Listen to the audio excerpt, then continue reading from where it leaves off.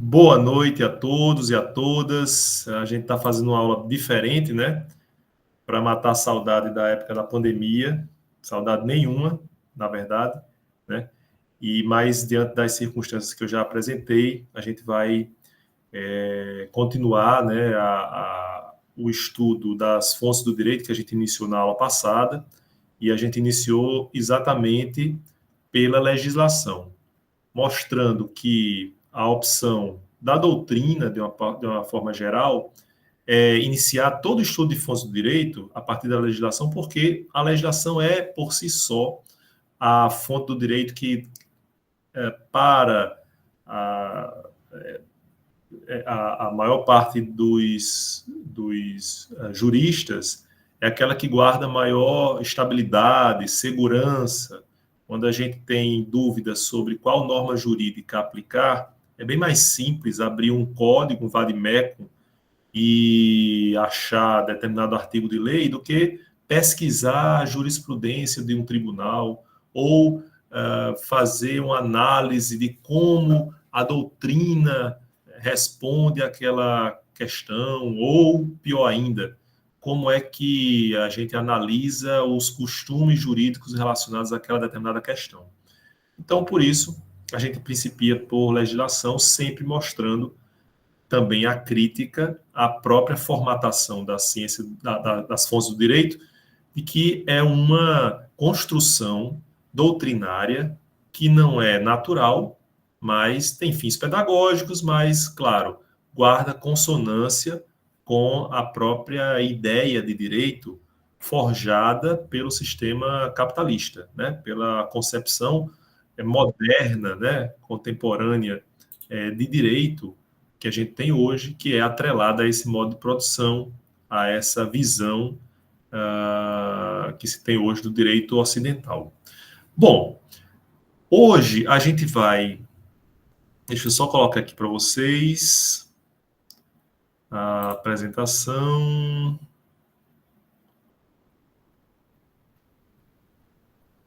Vejam aí, porque mudou alguma coisa desde a aula que eu apresentei. Não sei se está sendo compartilhado aí, vocês estão vendo? Só me confirme, por favor. Sim, perfeito. Então, eu vou colocar aqui na... Estão vendo todo o slide aí, então, né? Só confirme aí, por favor. Isso, perfeito. Bom, então a gente começou a ver justamente as fontes do direito, viu as classificações, né? Começou com a legislação, lei complementar, lei ordinária, viu toda a tipologia, não toda, mas pelo menos aqueles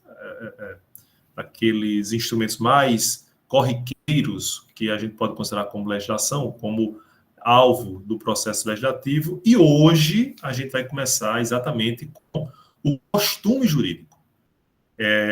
Câmara Cascudo, num livro que ele tem, Civilização e Cultura, tem um capítulo próprio que ele traz o direito. E, na verdade, alguma pergunta? Acho que alguém está com o microfone aberto aí. Pega o queijo magro logo, mãe. Não tem queijo aqui. Mas tinha um pote cheio de queijo. Não. Raíza. Aqui, mas eu acho que não é queijo certo. Tá, obrigado. Ok. Então, não tem problema não. Eu estava falando que Câmara Cascudo, no livro Civilização e Cultura, ele apresenta o direito como a capitalização do costume no plano da normalidade, né? E isso diz respeito, precisamente, à própria ideia de direito que se tem tradicionalmente. Algo ligado a hábito, né, a costume. Só que aqui a gente não vai tratar do costume como qualquer costume. Não é qualquer costume que a gente caracteriza como costume jurídico. Então, se você tem o hábito de ser cordial, ou tem o hábito de, sei lá, ir com a camisa de manga comprida para a aula, esse hábito por si só mesmo que seja um costume, ele não tem o condão de ser caracterizado como uma fonte do direito que é chamada costume jurídico. Para que a gente possa caracterizar um costume, portanto, como um costume jurídico, é preciso que a gente observe nesse costume dois elementos fundamentais.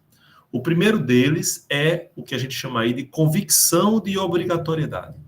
E a convicção de obrigatoriedade nada mais é do que o sentimento generalizado de que determinada regra ela não é cumprida por generalidade, aliás, por generosidade, né, por liberalidade. Ela não é cumprida porque eu vou com a cara daquela regra. Não. Ela é cumprida porque se espera de quem a cumpra, ou se espera de quem a ela se destina, de a quem a ela se destina, o seu cumprimento.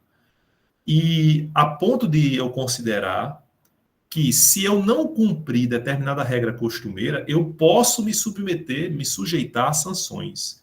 Então, não é qualquer costume. Se eu deixo de usar os talheres corretos num restaurante chique, né, eu posso até ser olhado de forma preconceituosa, né, desdenhosa por parte do garçom ou de quem está nas mesas vizinhas. Mas eu posso, não existe nenhuma garantia, né, lembrem da bilateralidade atributiva, não existe nenhuma garantia de que eu me sujeite a uma sanção especificamente.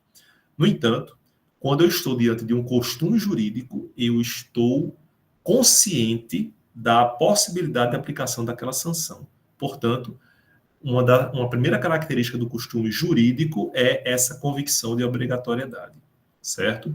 Deixa eu só perguntar a vocês, o som está ok e a imagem também está cortando, aqui a internet está boa, só para a gente ver a dinâmica aqui e continuar, se for o caso. Perfeito, ok. Outro combinado nosso, se vocês tiverem qualquer dúvida, podem levantar a mãozinha, tá certo? Podem me interromper a qualquer momento, certo?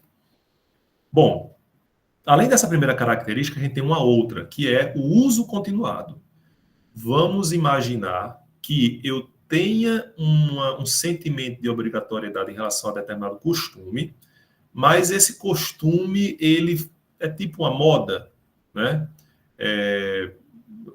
Isso foi apenas uma coisa que surgiu no TikTok e durou 4 semanas e acabou-se, como as modas da contemporaneidade. Não. Para se caracterizar como costume jurídico, além da convicção de obrigatoriedade, eu tenho que ter um uso continuado, ou seja, uma permanência do costume no tempo. E não pode ser de um tempo muito diminuto. Eu tenho que ter a garantia, inclusive, de que eu possa comprovar aquele uso. E eu só posso comprovar um uso de fato se ele é continuado, ele é generalizado e continuado, porque senão não há sequer possibilidade de registro daquela continuidade, certo? O costume jurídico, na verdade, ele tem uma característica, a gente já viu lá como fonte não estatal, por quê? Porque ele vai surgir da própria sociedade. É o que a gente chama aqui embaixo no slide, né, como uma prática social individualizada. Às vezes ele pode surgir de uma pessoa ou de um grupo e vai se generalizando aos demais. Portanto, é uma fonte que o Estado não controla sua origem de maneira tão firme, né, de maneira tão concentrada como faz em relação à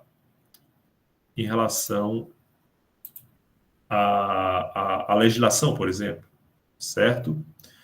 Tranquilo até aqui, pessoal? Alguma dúvida em relação ao costume? Bom, dito isto, a gente vai para a classificação dos costumes jurídicos. O costume jurídico tanto pode ser um costume secundum legem, como pode ser praeter legem ou contra legem. O costume secundum legem é aquele costume que a lei refere como um escape, né, como um instrumento para a complementação da lei. E por que tem esse nome? Porque ele é um costume que cuja origem ou cuja importância é referenciada pela própria lei. Ela é referida pela própria lei. Então, suponhamos uma situação que diga o seguinte: a validade ou a duração desses contratos vai ser regida pelo costume do lugar. Vejam que a própria norma legal, ela faz referência ao costume, entende? Por isso que é um costume secundum legem, ou seja, segundo a lei, ok? Diferente é o costume praeter legem, ele é além da lei. A lei não faz referência expressa à possibilidade ou à necessidade de complementação do seu teor por um costume, mas o costume termina suprindo essa lacuna. Então, a lei apresenta uma lacuna, apresenta um buraco, e esse buraco é tapado pelo costume jurídico. O costume jurídico, inclusive, é uma das fontes de colmatação, de suprimento de lacunas previsto na Lei de Introdução às Normas do Direito Brasileiro, certo? Eu coloquei um asterisco aí, porque o costume jurídico praeter legem é uma das possibilidades, né, um dos usos de fontes que se prestam a esse preenchimento de lacuna. Ok? Pois não, Andrew. Professor, pode repetir A o diferença significado de praeter legem? O secundum legem, você compreendeu? Compreendi. Pronto. Praeter legem, o secundum legem, o texto da lei faz menção expressa à necessidade de você complementar a validade daquela lei, a aplicação daquela lei, a eficácia daquela lei com um costume, porque no texto ele faz essa expressa referência. No praeter legem, não. A lei está lá como se fosse pronta e acabada e perfeita, e o caso concreto diz, olha, o legislador, quando tratou dessa disciplina, né, dessa regra, ele esqueceu de considerar uma outra situação. E aí, o costume vem colmatar, vem suprir essa lacuna, né, essa deficiência. Entende? Ficou mais claro agora? Sim, obrigado. Por nada. E nós temos também uma outra espécie de costume, é o contralegem. O contralegem é o costume que contraria a lei. É o costume que vai de encontro à lei. A lei, ela determina um dado regramento de uma situação e o costume não. Não é isso.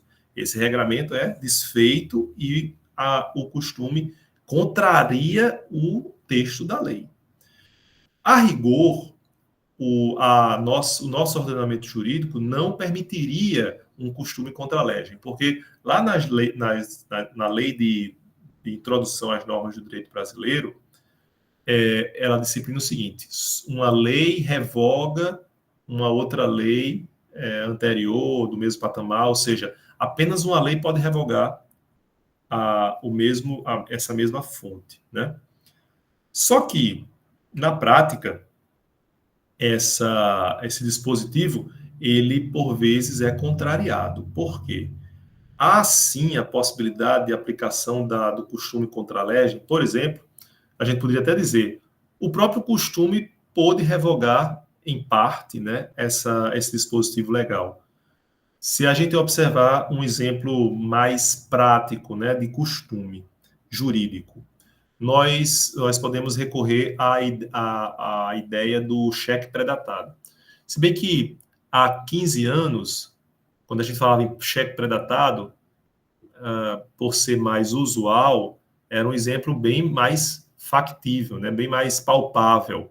Hoje, eu não me surpreenderia se alguém daqui, dos que estão assistindo, não soubesse sequer o que é um cheque pré-datado, ou nunca tenha nem pego no cheque.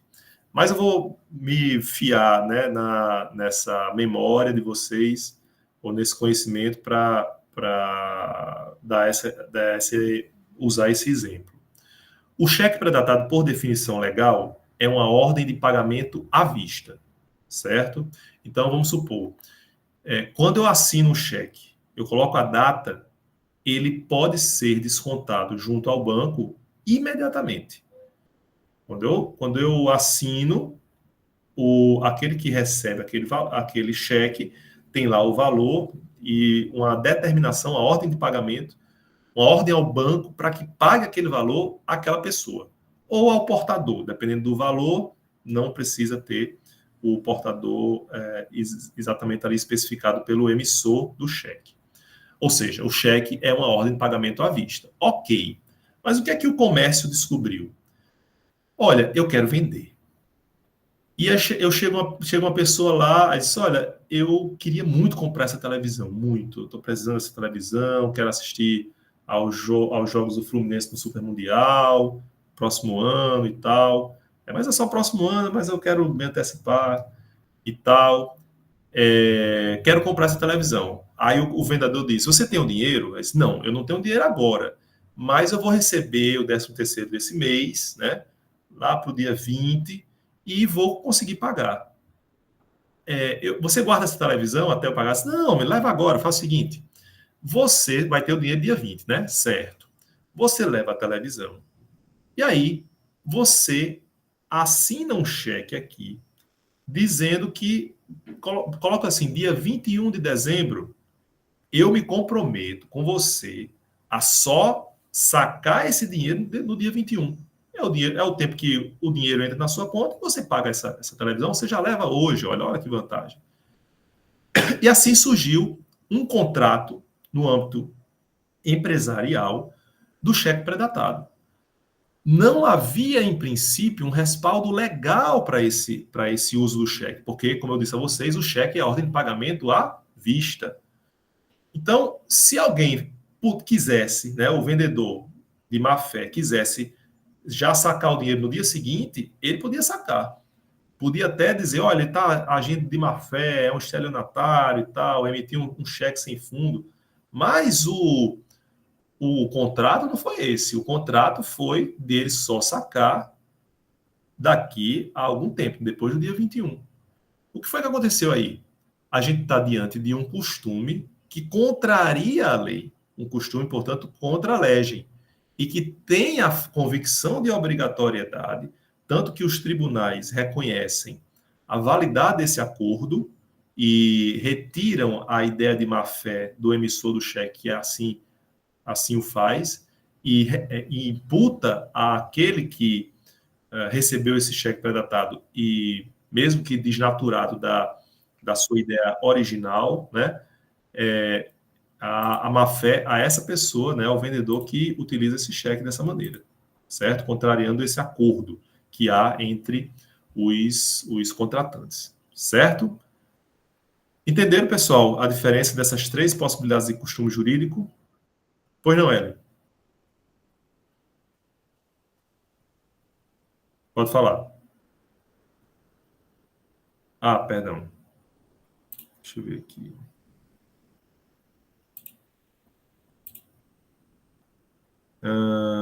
Quer dizer que esse costume, secundum legem, mesmo sendo costume, ele tem respaldo jurídico? Sim. Na verdade, todas essas formas de costume jurídico são formas admissíveis. Há apenas uma restrição em relação ao contra-legem, como se o costume não pudesse revogar a lei. Só uma outra lei pode revogar a lei, né?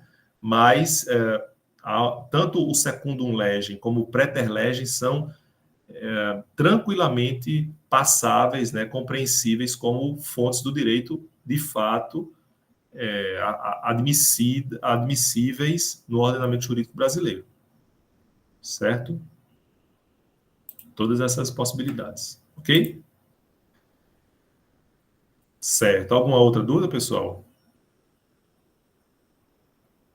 Eu trouxe aqui para vocês o artigo da Lei de Introdução às Normas do Direito Brasileiro, né, a LINDB, que vocês vão ouvir muito falar, a LINDB, que é a Lei de Introdução às Normas do Direito Brasileiro. O artigo 4º diz assim: quando a lei for omissa, o juiz decidirá o caso de acordo com a analogia, os costumes e os princípios gerais do direito, né? Então, vejam que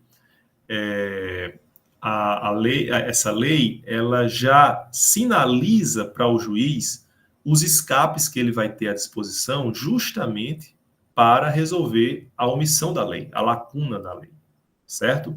A gente vai falar logo mais da analogia e dos princípios gerais do direito, ok? Bom, vamos lá. Vamos começar a tratar dos casos concretos, né, para a gente compreender bem essa situação. O artigo 155 do Código Penal, ele diz o seguinte, que se você subtrair coisa alheia móvel, né, o parágrafo primeiro diz assim, durante o repouso noturno, a pena é aumentada de 1/3. Então, é como se o legislador dissesse o seguinte, olha, durante o repouso noturno, a conduta de quem subtrai ilicitamente do ladrão, né, a conduta é mais grave do que ele quando ele furta durante o período matutino, vamos supor, certo? Só que tem um problema, a lei não diz o que é repouso noturno. E eu posso me valer de quê para considerar o que é repouso noturno? Do costume jurídico. Não sei se você... Eu sei que tem algumas pessoas do interior, né? Eu vivi algum tempo no interior, tenho familiares do interior, e assim, quando eu morava em Cruzeta, 6 horas da noite, o pessoal já começava a se recolher, né? 7 horas, 8 horas, acabou-se, né? 8 horas, às vezes assistia o Jornal Nacional e ia dormir, né? Às vezes nem isso, já dormia... Meu pai até hoje tem esses hábitos, acorda de 4 da manhã, 5h30 já está se aprontando para a ceia, para se preparar para dormir, né? Então, os hábitos do interior é de um horário de repouso noturno diverso do de Natal, diverso do de Ponta Negra, né? Então, vejam que o costume, ele também pode auxiliar na compreensão, na aplicação da própria lei. Eu poderia, como juiz, recorrer aos costumes jurídicos do local para interpretar essa regra do parágrafo 1º do artigo 155 do Código Penal. Certo? Tranquilo? Mas vamos explorar esse dispositivo legal em outras fontes do direito ainda. Bom, alguma dúvida sobre costume, pessoal? Costume jurídico, bem compreendido. Vamos falar de uma outra fonte do direito também de muita importância, que é a jurisprudência.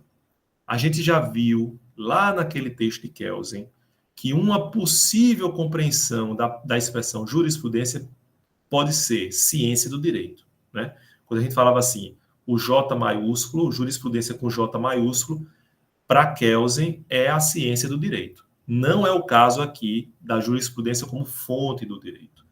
Aqui, a jurisprudência vai ser considerada como a série de julgados que guardam entre si uma linha essencial de continuidade e de coerência.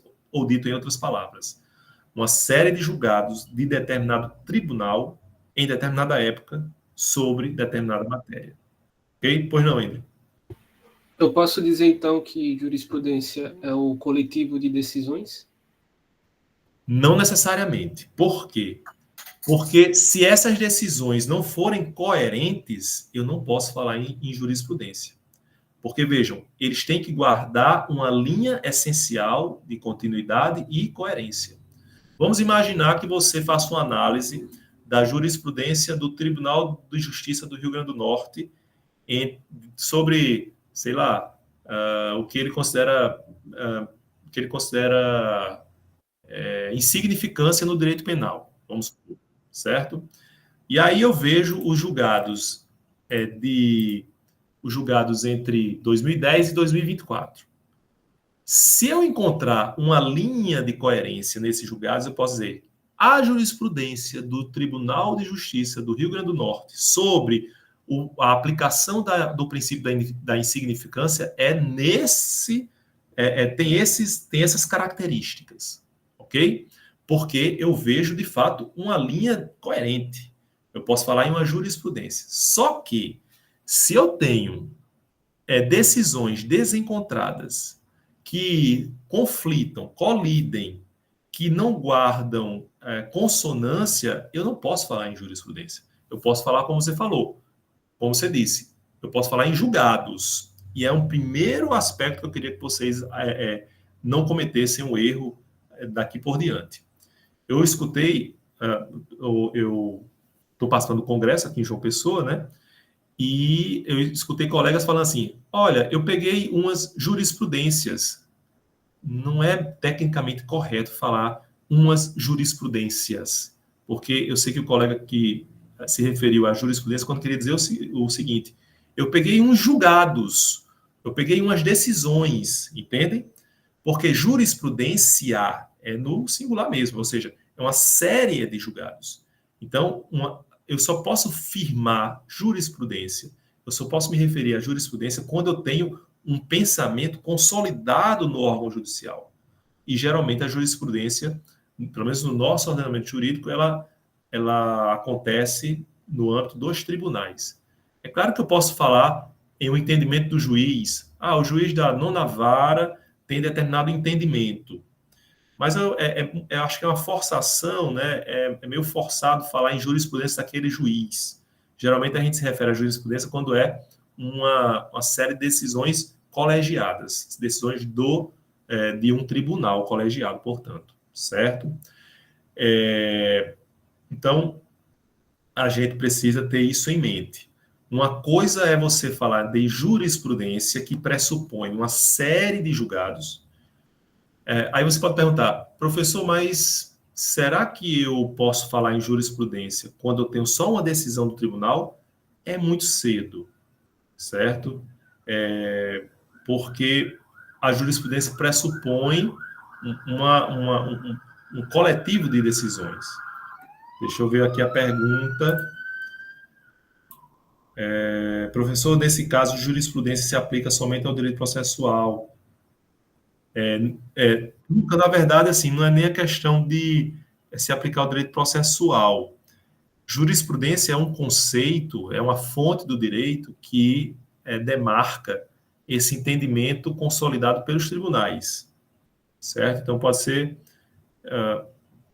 diz respeito ao direito processual, mas não é que se aplica apenas ao direito processual, porque pode versar sobre matérias de direito material, substancial.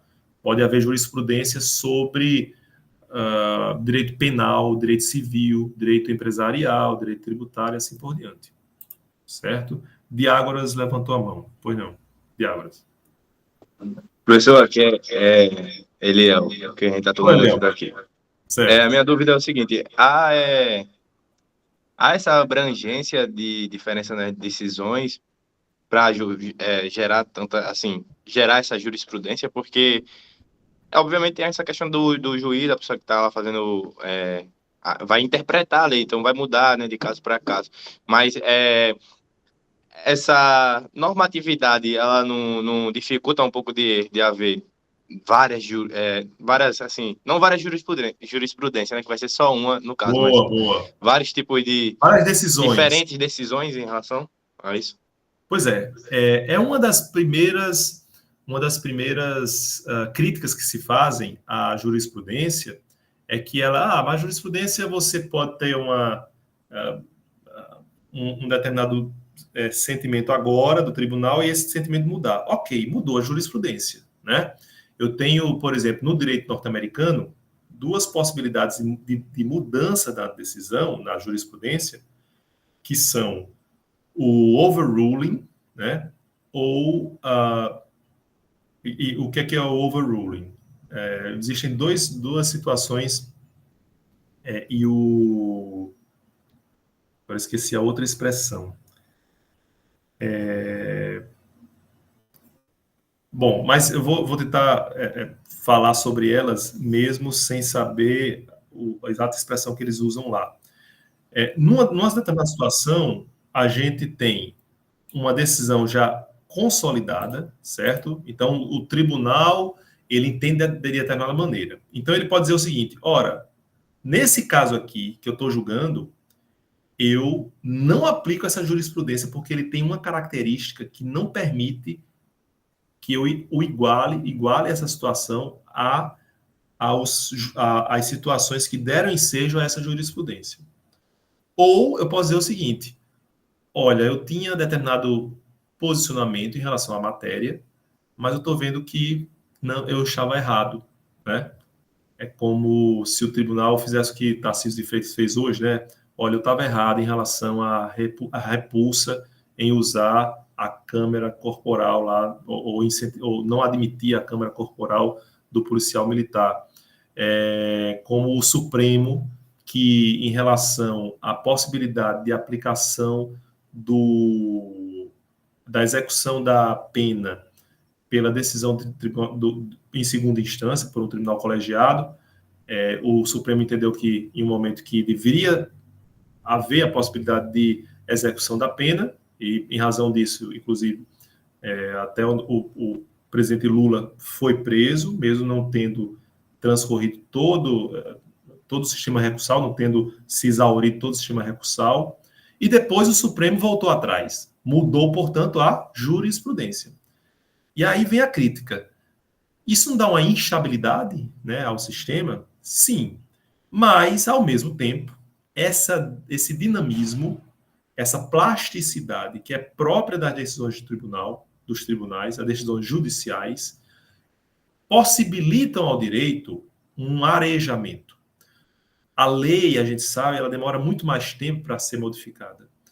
Várias conquistas de direitos e garantias fundamentais aconteceram, e isso não somente no Brasil, em todo o mundo, a partir de decisões pioneiras que contrariavam o sentido da lei, certo? Então, a jurisprudência tem um papel importantíssimo na geração de novos direitos. Foi assim que surgiu no país o reconhecimento da pensão alimentícia para o companheiro, né? Porque a concubina, o concubino, até pouco tempo, até 30 anos atrás, 40 anos atrás, não tinha nenhum direito sucessório ou de alimentos. E isso foi reconhecido primeiro na jurisprudência. Foi onde houve primeiro também o reconhecimento, por exemplo, da união homoafetiva, o casamento entre pessoas do mesmo gênero.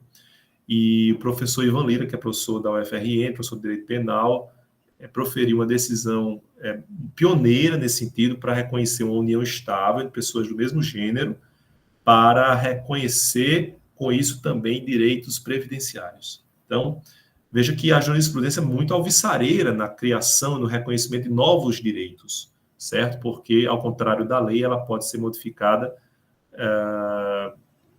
até de modo mais dinâmico, certo?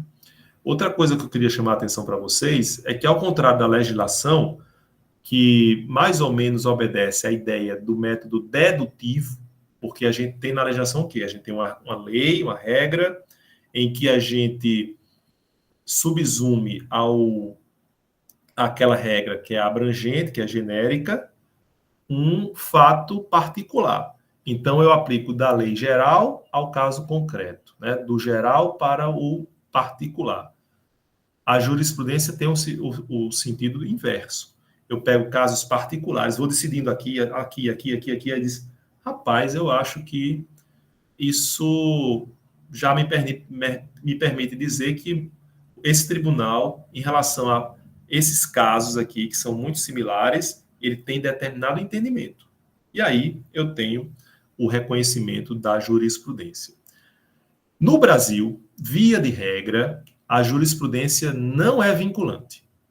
Então, pelo próprio sistema que a gente se filia, o sistema romano-germânico, ou o chamado civil law, ou o direito continental europeu, a tradição é de ver apenas na lei esse sentido de vinculação. Então, eu tenho uma jurisprudência do STJ, aí eu sou juiz lá de Macaíba. Eu não tenho obrigação de seguir aquela jurisprudência do STJ. Entende? E eu disse via de regra, porque há casos já hoje no nosso ordenamento jurídico que impõem a jurisprudência. Eu tenho, por exemplo, a súmula vinculante, eu tenho decisões que são proferidas pelo Supremo e que têm efeito, são decisões para diminuir o efeito repetitivo de vários casos, né? E eu tenho uma uniformização daquela jurisprudência. Eu tenho até um próprio instrumento que se chama uniformização da jurisprudência nos tribunais para evitar dissonância, dizer, olha, aqui a gente fechou no seguinte sentido. E aí os juízes que são sujeitos àquele tribunal, tendencialmente, vão obedecer àquela jurisprudência, porque sabem que se a parte recorrer da sua decisão, o tribunal vai reformar de acordo com o pensamento dele, certo? Então, apesar de não ter vinculação necessariamente em relação a toda a jurisprudência, a tendência hoje é de que há uma respeitabilidade maior em relação à jurisprudência, certo? Mesmo tendo esse método indutivo aqui, ok? Alguma questão sobre a jurisprudência? Alguma dúvida? Vamos imaginar aqui ainda sobre o repouso noturno. Olha só, eu trouxe aqui para vocês uma decisão do STJ, né, o Superior Tribunal de Justiça, uma decisão no habeas corpus, que diz o seguinte: o STJ tem se manifestado no sentido da incidência da majorante prevista no artigo 155, parágrafo 1º, ou seja, aquela que aumenta a pena no caso de furto cometido durante o repouso noturno.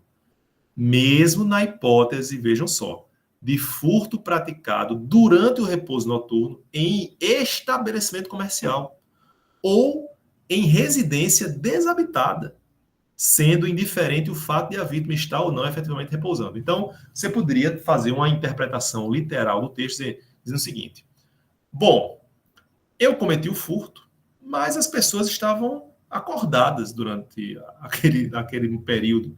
Eu me validei, eles estavam jogando buraco o baralho na sala de jantar, eu entrei lá por fora, eu entrei lá pela cozinha, furtei lá o liquidificador e fui embora. Mas eles não estavam repousando, não. Eu não admito que haja a imputação a mim dessa pena mais grave, porque eles não estavam repousando. O que é que o STJ decidiu? Independentemente de haver pessoas repousando, e olha só, independentemente de ser um local onde as pessoas repousam, né? Então, eu não preciso nem estar tratando de uma casa, um estabelecimento comercial onde, assim, via de regra, as pessoas não repousam, também faz incidir essa majorante. Porque o sentido é de punir mais severamente quem comete um crime na surdina, né? Impossibilitando, inclusive, o controle por parte das forças policiais e do próprio dono daquela propriedade subtraída, certo? Acho que quem levantou a mão aqui... Alguém levantou a mão, pode falar. Professor, Oi, boa noite. boa noite. Eu quero saber como a gente pode definir a jurisprudência de uma forma mais objetiva. Certo. Por exemplo, eu preciso de quê? De um julgado, de 2 julgados, né? É isso? Professor, repete, por favor. No sentido assim, de eu dizer, olha, quantas decisões eu preciso para dizer que realmente eu estou dentro de uma jurisprudência assim? Isso. Perfeito. De fato, não existe uma regra estabelecida para que a gente possa dizer que se está diante de uma jurisprudência. Uma coisa é certa: os tribunais que emitem enunciados das suas decisões, que são chamadas as súmulas, essas súmulas são extratos importantes da jurisprudência desses tribunais. Então, vamos lá. A súmula do STJ que entende que determinado crime é cometido dessa maneira. Se é uma súmula, é porque o STJ já decidiu várias vezes aquela questão, sempre no mesmo sentido. Aí ele emite uma súmula. Então, a súmula é um meio mais facilitado de a gente saber qual é a jurisprudência daquele tribunal. Eu tenho a súmula vinculante, que além de ser um apanhado de como o Supremo, né, porque a súmula vinculante é específica desse órgão jurisdicional, como o Supremo está decidindo determinada matéria, ela vincula não apenas o judiciário, como a administração pública. Então, na súmula vinculante, a força é maior, porque eu não posso decidir contra aquela decisão, aquela jurisprudência do Supremo Tribunal Federal que está inserida numa súmula, certo? Então, assim, objetivamente, respondendo a sua pergunta, não existe um critério único, objetivo, né, matematicamente aferível, do que é, como é que eu posso dizer que estou diante de uma jurisprudência. Então, não existe um número de julgados ou um tempo específico, mas eu posso dizer que existem alguns instrumentos, como as súmulas, que já apontam objetivamente essa jurisprudência, certo? Mas eu posso também adotar um critério pessoal para dizer, olha, eu tenho aqui 4 decisões, eu tenho 8 decisões do STJ que sinalizam para determinada decisão. Então, eu posso falar de uma jurisprudência do STJ. Ou, e no STJ isso é muito comum, eu tenho sessões, né? Eu tenho sessões diferentes, porque, afinal de contas, são 33 ministros. A primeira sessão entende que é cabível determinado benefício. A segunda sessão entende que não. Então, você fala de jurisprudência da sessão do STJ, entende? Ou você pode falar da jurisprudência do Tribunal Pleno do STJ. Então, não é tão tranquilo quanto a gente vê, por exemplo, em relação à legislação. Certo? Alguma outra dúvida, pessoal? Podemos prosseguir? Aqui eu trago outra decisão do STJ, né, ainda sobre o repouso noturno, que diz o seguinte, que é relatada pelo ministro Marcelo Navarro Ribeiro Dantas, que é da casa, né, foi meu professor e é potiguar, e hoje é ministro do STJ. Ele diz nessa decisão o seguinte: o legislador tem em mente, ao estabelecer a aludida causa de aumento, o fato de a res, né, da coisa subtraída, estar mais desprotegida, dada a precariedade da vigilância durante o repouso noturno, que deve ser entendido como o período em que as pessoas se recolhem. Aqui ele já estabelece alguns limites temporais. Então, vejam só. No caso, reconhecido que o crime foi perpetrado às 5h30 durante o inverno, ou seja, ainda durante a madrugada, mesmo que as pessoas possam começar o dia mais cedo em uma cidade interiorana, no local dos fatos, conforme o reconhecido nos autos, as pessoas estavam repousando, o que basta para justificar o aumento na terceira fase do cálculo dosimétrico. Então, ele já coloca aqui alguns parâmetros para identificar a ocorrência do furto durante o repouso noturno. Quem é que faz isso? O juiz, né? O ministro, o órgão decisório. Então, é algo que vai terminar suprindo uma lacuna, uma vagueza do próprio texto legal. Certo? Tranquilo? Bom, e a doutrina? Como é que ela vai nos auxiliar? Né? Doutrina. O que é que vocês entendem por doutrina? Só para a gente começar a esse diálogo aqui. Pois não, Andrew? Assim, eu já vi que doutrina no campo acadêmico significa um autor que estudou por uma linha de pensamento e muitos outros autores estudaram pela linha de pensamento dele. Aí se tornou a doutrina. Perfeito, exatamente. Então, doutrina é o apanhado de uma análise científica sobre o direito, certo? Então, imagine o seguinte, os livros que vocês têm de introdução, né, de Miguel Reale, de Tess Sampaio Ferraz Júnior, né, de outros autores que a gente, Michel Miaille, né, que a gente tem Ervada, eles são o quê? Doutrinadores. Eles são cientistas do direito que escrevem sobre as suas hipóteses e teses e nos auxiliam à compreensão do direito como um todo, certo? Então, em que é que eles vão ser úteis para a gente? Basicamente, em toda atividade jurídica, porque ela vai nos facilitar, a doutrina, a elaboração, porque eu sou legislador, né? Sou deputado aqui na Paraíba e quero escrever um projeto de lei para limitar, vamos lá, para impedir a cobrança de estacionamento nos shoppings. Então, onde é que eu vou pesquisar para saber se isso é papel da Assembleia Legislativa, por exemplo? Onde é que eu vou pesquisar para saber quais são os limites da minha atuação como legislador? Eu posso pesquisar na doutrina. É o doutrinador que vai dizer o seguinte: olha, analisando várias tentativas de mudança de lei nesse sentido, a gente vê que é uma lei inconstitucional, porque essa questão diz respeito a direito do consumidor, e que direito do consumidor é da competência de um outro órgão, assim por diante. Estou falando exemplificativamente. Então, o doutrinador, ele tem importância já na formação do direito. Então, no momento em que o direito vai sendo produzido, vai sendo elaborado, certo? Mas não apenas nesse momento. A lei foi promulgada, foi publicada, né, sancionada, está valendo a lei.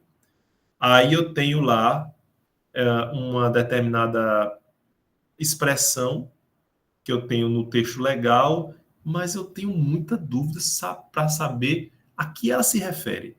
Hoje, a primeira palestra de um professor Rogério Sanches, né, que é do MP Paulista, ele fez várias análises sobre o texto do pacote anticrime, mais especificamente quanto ao juiz de garantias, certo? Que vai ser implementado no nosso estado aí a partir do próximo ano. E como ele fez isso com base em quê? Ele é doutrinador, né, ele é pesquisador, mas ele fez referência também a vários outros pesquisadores, a vários outros pensadores que se debruçaram sobre o texto da lei que já está vigente para interpretar essa lei. Então, além da função lá na geração do direito, a doutrina também tem importância na interpretação do direito, certo? E, por óbvio, e por conseguinte, também na aplicação das normas legais. Então, vejam o papel da doutrina, o papel do doutrinador. Ele auxilia o juiz, ele auxilia o profissional do direito como um todo, que vai requerer, que vai postular, que vai decidir, que vai emitir seu posicionamento em relação àquela matéria, e também e vai possibilitar a melhor compreensão das outras normas jurídicas que são analisadas pelo doutrinador. Certo? Aí vocês vão perguntar, mas professor, a doutrina não é a fonte jurídica que possibilita, assim, a gente vai dizer que é uma fonte vinculante. Por óbvio, a gente tem um doutrinador que pode discordar de outro, não há problema em relação a isso. Mas, por exemplo, quando eu comecei a pesquisar sobre o meu tema da tese de doutorado, que é a denúncia anônima, eu analisei vários artigos de doutrinadores que desciam cacete na denúncia anônima, não admitiam de forma alguma. Até hoje eu vejo muitas resistências, inclusive de colegas, em relação à admissibilidade da denúncia anônima como o início de investigação. Mas eu me valho dos argumentos que os doutrinadores usam para rebatê-los, para apresentar outros argumentos contrários e assim se instaurar a dialética científica. Mas eu posso, inclusive, numa decisão judicial, dizer que não estou aplicando o entendimento de determinado doutrinador porque acho que aquele entendimento é ultrapassado, certo? Então, realmente é de grande importância a aplicação da fonte do direito que é chamada doutrina. Vamos a mais um exemplo nesse caso, né, do repouso noturno. O que é que Guilherme de Souza Nucci, no seu Manual de Direito Penal, vai nos falar sobre o repouso noturno? Ele diz assim: entende-se como o período que medeia entre o início da noite com o pôr do sol até o surgimento do dia com o alvorecer. Então, veja que é um doutrinador que está tentando esclarecer o que danado é repouso noturno para facilitar para o juiz, para facilitar para o promotor, o defensor, a aplicação ou não de uma majorante que é prevista no Código Penal. Vejam, então, a gente, num caso só, lá atrás a gente falou sobre o costume jurídico, sobre a jurisprudência e agora sobre a doutrina. E vejam com isso, pessoal, que a teoria das fontes não permite que a gente eleja uma fonte como superior a outra. Muitas das vezes, a gente se vale de várias fontes coligadas, entende? É o costume jurídico, é a doutrina, é a jurisprudência, é a legislação, e assim por diante, certo? Tranquilo? Até aqui? Alguma dúvida? Bom, Técio Sampaio Ferraz Júnior, contrariando aquela nossa definição de fontes do direito como centro emanador de normas gerais, vai também trazer no capítulo das fontes do direito as chamadas fontes negociais. Por quê? Porque ele diz o seguinte: eu estou lá firmando um contrato um contrato de compra e venda de imóvel. Eu tenho um vendedor, eu sou o comprador. Nesse contrato, eu posso seguir as normas do direito civil. Eu tenho que seguir a maior parte das normas do direito civil. Só que eu posso incluir lá nesse contrato algumas regras que não estão disciplinadas no direito civil. Eu posso dizer o seguinte: eu vou pagar a primeira parcela quando o meu time for campeão, certo? Se for o Fluminense, então é grande vantagem para quem vai pagar, porque geralmente a gente demora um pouquinho, né, Léo? E aí, o que é que acontece? É uma norma que está prevista no Código Civil? Não. A gente pode, mas eu posso estabelecer. Então, nesse caso, o que é que aconteceu? Eu criei um direito, eu criei uma regra jurídica. E se eu criei, eu posso falar que estou diante ali de uma fonte, a fonte negocial. Então, é uma fonte que faz nascer normas individuais, mas que também tem sua importância, principalmente em formas contratuais que não estão bem disciplinadas pela lei. Imagine que na complexidade da nossa sociedade de hoje, existem, assim, periodicamente, vários contratos que o legislador sequer sonhou que pudesse haver, né? Então, imaginem contratos envolvendo criptomoedas, contratos envolvendo, sei lá, a possibilidade ou não de aplicação de inteligência artificial, né? Contratos envolvendo a implantação de chips do humano, entendem? Então, essa complexidade termina por fazer nascer situações que devem ser regidas pelo direito, devem ser disciplinadas pelo direito, mas que a legislação não disciplina. E aí a gente pode suprir essa lacuna com regras previstas num contrato específico. Essas são as fontes negociais. Ok? Tranquilo?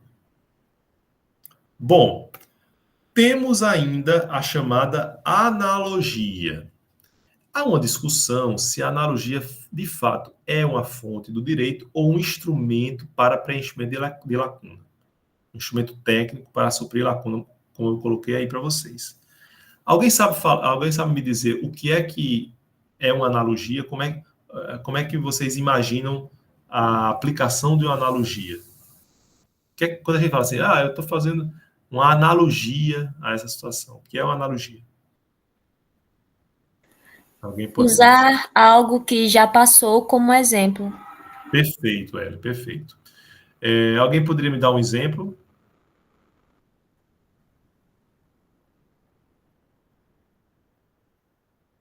fazer uso de um caso antigo que possa ser usado no mesmo, no caso, um caso que teve a mesma situação atual. Isso. Vou trazer um exemplo para vocês. Deixa eu ver se eu trago aqui. Não. O nosso Código Penal diz o seguinte, que é possível o abortamento, né, na mulher quando ela é vítima de estupro, certo? Então, a vítima de estupro, ela pode legalmente cometer o aborto, produzir o aborto, né, praticar o abortamento do seu filho, do seu bebê, né, do feto. Só que a lei diz se ela for vítima de estupro. Vejam só. No Código Penal, na sua versão original, a gente tinha 2 crimes contra a ordem sexual, que eram os mais graves. Havia o estupro, que consistia na violência sexual com cópula vagínica, ou seja, com a conjunção carnal, certo? E a gente tinha o atentado violento ao pudor, que era a relação sexual forçada, qualquer relação sexual que não fosse a cópula vagínica, certo? E aí é o seguinte, o legislador imaginou o seguinte, só pode haver gravidez se há cópula vagínica. Só que há relatos na medicina da possibilidade de haver gravidez, mesmo quando não há cópula vagínica, que é a conjunção carnal, ou seja, é quando há a introdução do pênis na vagina, certo? Então, em algumas situações, mesmo o coito vestibular, ou seja, quando há ejaculação fora, né, a chamada expressão meio chula, né, nas coxas, há a possibilidade de gravidez em situações excepcionais, mas existe. Suponhamos a seguinte situação. A mulher, ela é vítima de uma violência sexual, não há cópula vagínica, mas há uma relação sexual forçada, violenta contra ela, e ela termina engravidando. O que é que a gente vai entender nesse caso? Não se admite o abortamento porque não se trata de conjunção carnal. Entende? Não se trata de estupro. E cria uma situação meio estranha, porque se ela fosse vítima de estupro, ela poderia abortar. Como ela não foi vítima de estupro, mas foi de uma violência sexual que tinha a mesma pena, inclusive, ela não pode cometer o abortamento. Então, vejam, eu tenho uma regra que vale para uma situação e uma regra que não se aplica a outra situação muito similar. O que a analogia faz? Faz com que essa regra de um caso que está disciplinado se aplique a um caso que é parecido com aquele que está disciplinado. Entendem? E aí eu pergunto a vocês, e se o Código Penal dissesse assim, cabe o abortamento na mulher que é vítima de estupro, mas não na mulher que é vítima de atentado violento ao pudor? E aí, o que é que vocês acham? O que é que vocês acham? Eu deveria ou não aplicar a analogia? O que é que vocês acham? Acho que não, professor, porque nesse caso aí não há lacuna, né? Já está sendo explicitado lá. Perfeito, exatamente. Via de regra, eu não vou aplicar analogia. A não ser que você recorresse à interpretação constitucional, dizendo que não haveria respaldo constitucional para fazer esse distinguishing. Me lembrei aquelas 2 expressões, né? O distinguishing e o overruling da jurisprudência. Então, o distinguishing é para você dizer, eu não vou aplicar a jurisprudência nesse caso, porque esse caso é diferente daqueles que motivaram as decisões anteriores. E o overruling é quando você tem uma decisão, uma jurisprudência consolidada, mas aquele caso mostrou que essa decisão não era acertada. Aí você muda a decisão, certo? Então, no caso que você falou, a que a gente está se referindo agora, a analogia, ela não é aplicada porque não existe lacuna, simplesmente. Porque não há o que suprir. A lei é categórica ao dizer que a analogia não se aplica nesse caso, certo? Tranquilo, pessoal? Bem entendido? Vamos, então, aos princípios gerais do direito. Vejam que eu coloquei um asterisco aqui em analogia, princípios gerais do direito. Onde é que tinha mais o asterisco? Vamos ver se vocês se lembram.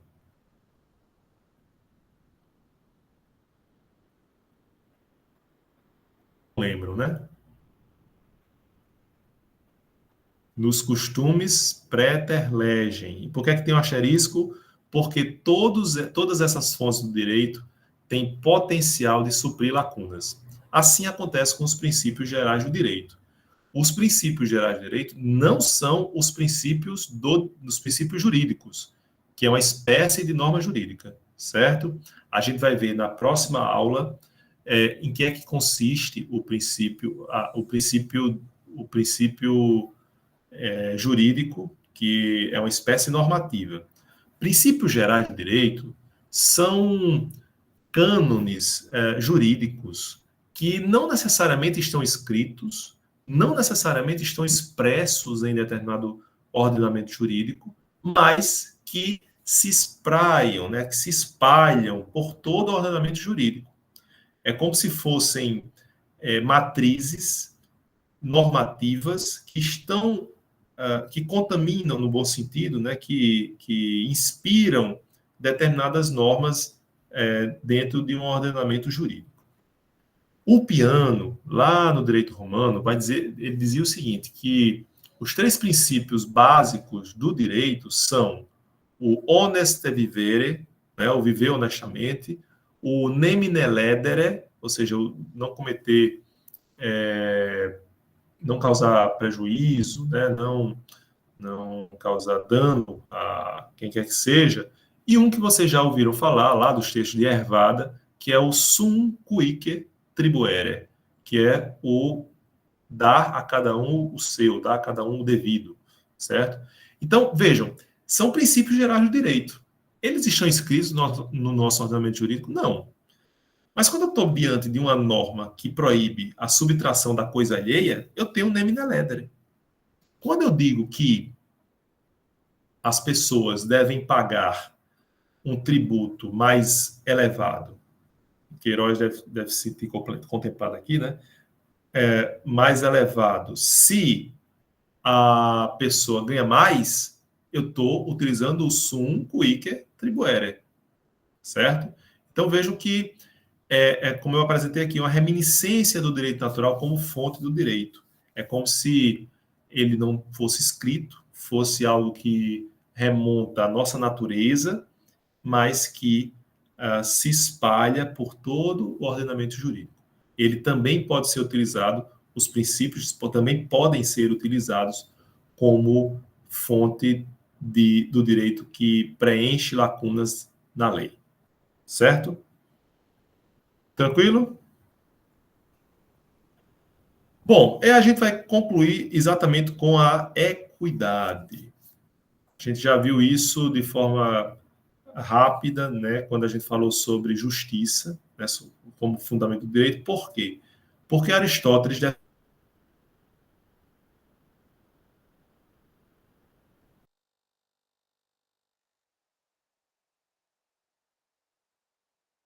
nesse caso, sem me atendo estritamente ao que a lei determina, eu tinha que recorrer a outra coisa. Essa outra coisa é a equidade, que é o sentimento do justo no caso concreto. É aquela ideia de que eu não preciso ter uma solução estritamente legal, porque é uma solução que vem do meu senso de justiça, aplicada àquele caso concreto, ela de fato, certo? Então, por que é fonte do direito? Porque ela também vai deixar a lei, ou vai dar uma interpretação diferente à lei para dizer, olha, a lei a aplicação dessa lei não ia ser adequada ao propósito que o legislador pretendia, ou ao propósito que a gente pode vislumbrar nessa sociedade. E aí eu me valho desse sentimento de justo, que é algo muito mais próprio, particular, subjetivo até, e vou tentar resolver essa questão de outro modo, certo? Tranquilo, pessoal? Alguma dúvida? Nada? E aí a gente conclui, pessoal, o conteúdo de fontes do direito. Tem alguma dúvida referente à matéria como um todo, de fontes do direito, que vocês gostariam de sanar?